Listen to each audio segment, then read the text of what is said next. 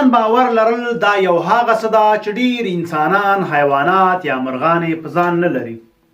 زه به تاسو ته یوه بیلګه درکړم د ځنګل پاچا زمری ولې ده.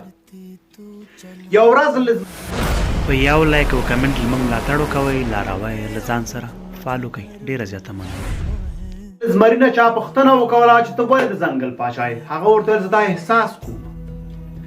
کنه که وګورو پړانګ ته پنجه کې کوي ده.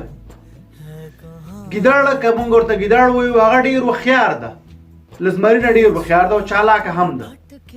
که فیل ته وګورو ډېر غټ ده، چې که یو پښه د زمري په سر باندې کېږي نو زمری به ټول عمر لپاره ویده شي او پا به نه سېږي.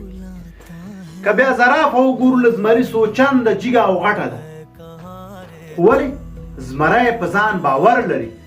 نو په ځان باور لرل ډېر مهم دي چې د یو څه پاچاهي وکولی سي یا د یو څه مشري وکولی سي. که چېر د فیل او زمری سره مخامخ کېږي نو د فیل په زړه کې دا یو خبره ګرځي چې یاره دغه زمری ما ونه کړي، ډار یې زړه کې.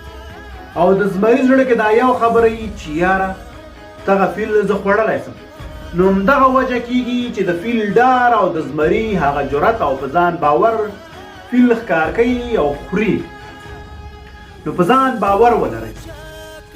د دنیا قانون دا چې سهار پاڅېږي باید کار وکړئ، منډه ووهئ تر څو یو څه لاسته راوړئ.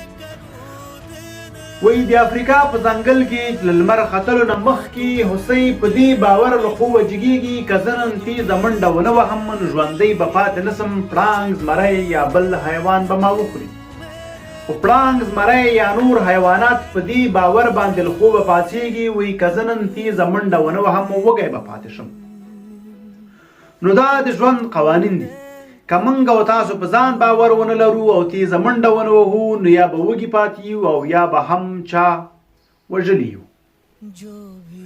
ځکه چې دغه ژوند په دغه سیستم باندې خدای جوړ کړی چې انسان دې پکې حرکت کوي او خدای به پکې برکت اچوي. که ته حرکت ونه کوې نو برکت پکې نه راځي او همدغسې به وږی تږی محتاجه پاتې. په ځان باور منډه وهل دا د ژوند له دوه مهمو اصولو نه دي چې په ځان باور ولرئ او حرکت وکوئ تر څو یو څه لاسته راوړئ.